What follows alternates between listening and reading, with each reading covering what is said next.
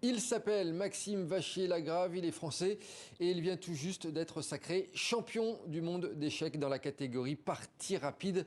Maxime Vachier-Lagrave est l'invité de notre Une francophone.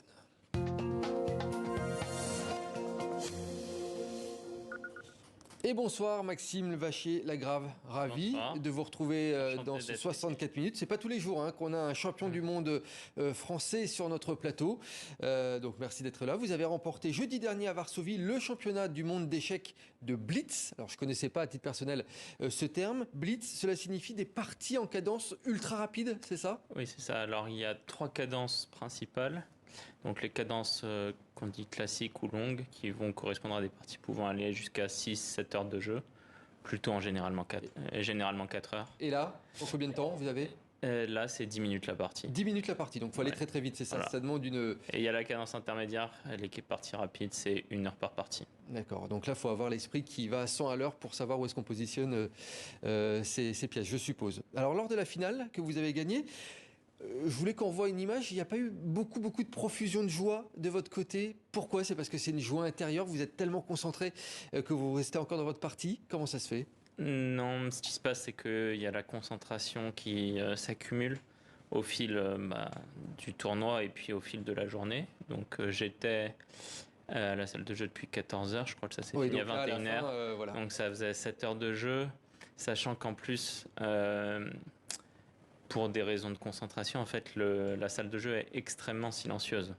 Donc, Donc là, vous avez dû voilà, peut-être jouer intérieurement. c'est pas comme s'il y a un match de foot. Oui, oui. On Quand peut il y a un éviter. but, il y a tout le stade qui explose. Oui. Ici, c'est un peu plus mesuré, même si parfois il peut y avoir des célébrations. Mais là, j'étais pas en état physique de la de célébrer. J'ai mis quelques minutes à réaliser. Alors, cette victoire, elle vous offre la porte, peut-être, on l'espère, vers le titre suprême de champion du monde en partie longue.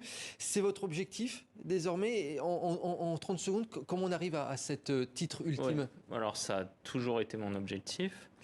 Alors, il y a plusieurs étapes, donc une série de tournois qualificatifs. Et je vais participer à cette série de tournois qualificatifs en février-mars.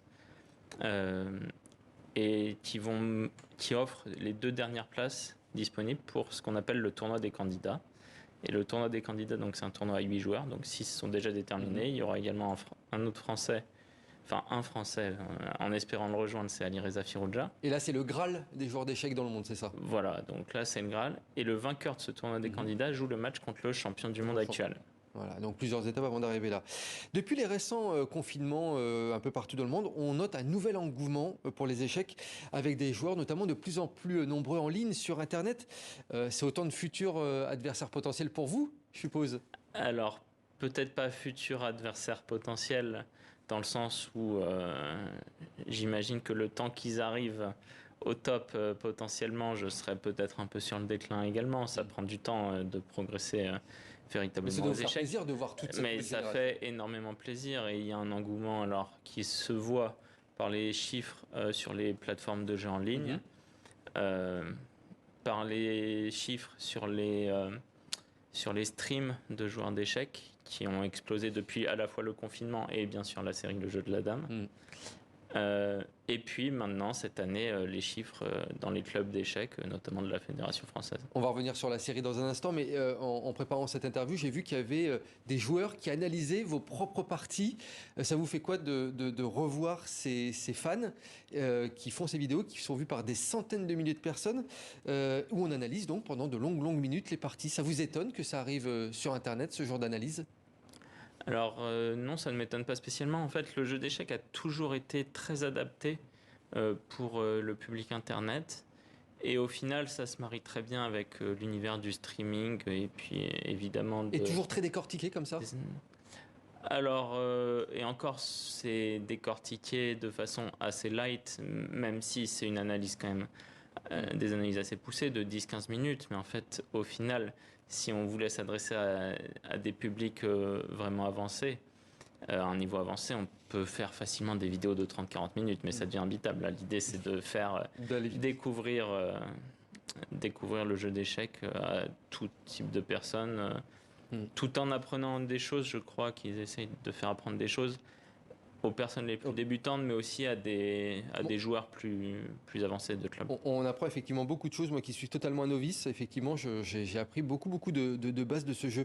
Un dernier mot concernant le succès de la série, vous en avez parlé, le jeu de la dame, qui raconte le parcours d'un jeune enfant, génie des échecs. Ça a été un carton lors de, effectivement, aussi le confinement. Vous l'avez senti sur le terrain, qu'il y a eu un impact de cette série?